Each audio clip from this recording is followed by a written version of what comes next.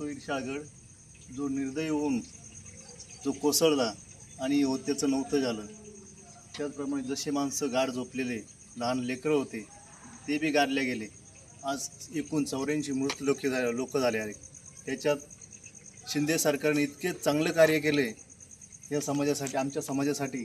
काही एकूण 44 घरकुल असे सिमेंट कॉन्क्रीटमध्ये बांधून एक चांगली वस्तीचं पुनर्वसन केलं आहे. त्याचप्रमाणे 3 गुंठा एक जागा, रस्ता आणि हे माणसं जे आहे त्यांची पण चांगली सोय केली आहे. एक bedroom, kitchen, hall, bathroom, toilet, bathroom सगळी सुविधा व्यवस्थित केल्या आहे. त्याचप्रमाणे आज या माणसांकडे मलासुद्धा बघून असं डोळ्यात पाणी येतं आहे. इतकं त्यांच्यावर इतकं संकट आलं आहे, असं संकट कधी कोणावर येऊ नये हेच मला सांगायचं आहे. त्याचप्रमाणे आज ईर्षावाडीला भेट दिल्यानंतर मला सर्वांना भेटून असं आनंद वाटला.